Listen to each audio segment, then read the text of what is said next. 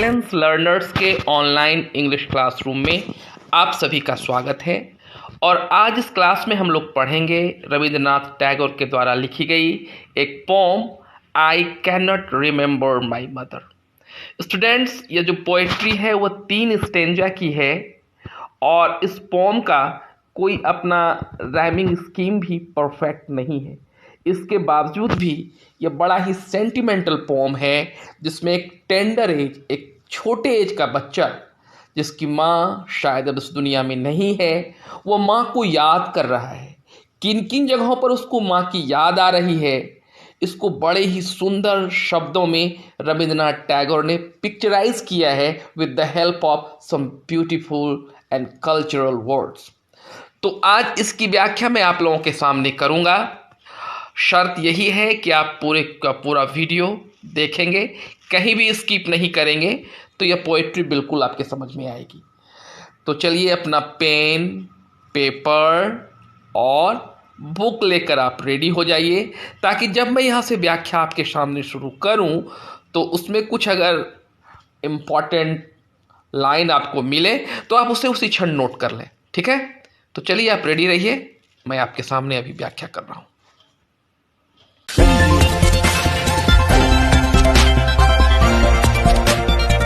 आशा है आपने pen paper ready कर लिया होगा।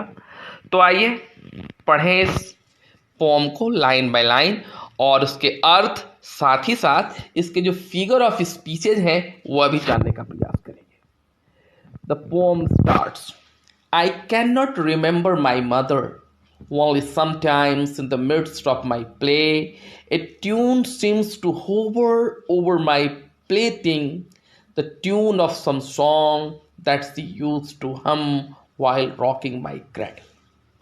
This is the very first stanza। और इस स्टेंजा की पहली लाइन में पोइट क्या लिख रहे हैं एक बच्चे के माध्यम से? आई कांट रिमेंबर माई मदर, मैं अपनी माँ को याद नहीं कर पा रहा हूँ। क्यों? क्योंकि बहुत कम एज में ही उसकी माँ का शायद डेथ हो गया है।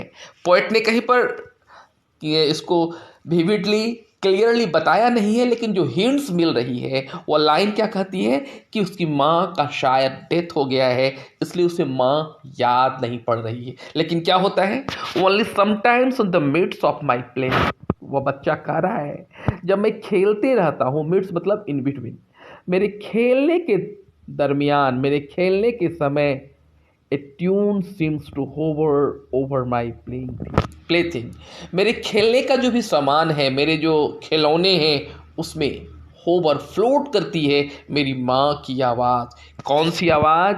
जब मुझे वह क्रेडल में, पल्ले में झुलाती थी और जो गाना गाती थी ना, उसकी आवाज़ मुझे मेरे खिलौने में सुनाई पड़ती है। ठीक है, next stanza, I can't remember my mother, मैं अपनी माँ को याद नहीं कर पा रहा हूँ। फिर फर्स्ट लाइन को ही यहाँ पर दोहराया है, रिपीटेशन किया है। But when in the early autumn morning, लेकिन जब एक सुनहरी पतझड़ की सुबह, पतझड़ क्या है? It is a name of A season. तो ऑटम के मॉर्निंग में the smell of shiuli flower, बच्चों शिउली फ्लावर देखा है आपने? बांग्ला में से कहते हैं शिउली, इंग्लिश में कहते हैं नाइट जैस्मिन और हिंदी में हरसिंगार। जी हाँ, इस फ्लावर को ही शिउली फ्लावर कहा जाता है। तो पोइट क्या कहते हैं कि I can't remember my mother, मुझे मेरी माँ की याद नहीं आती। But when in the early morning, early autumn morning in fact, the smell of shiuli flower floats in the air, जब सुबह सुबह उस हरसिंगार के फूल की सुगंध हवा में तैरती है।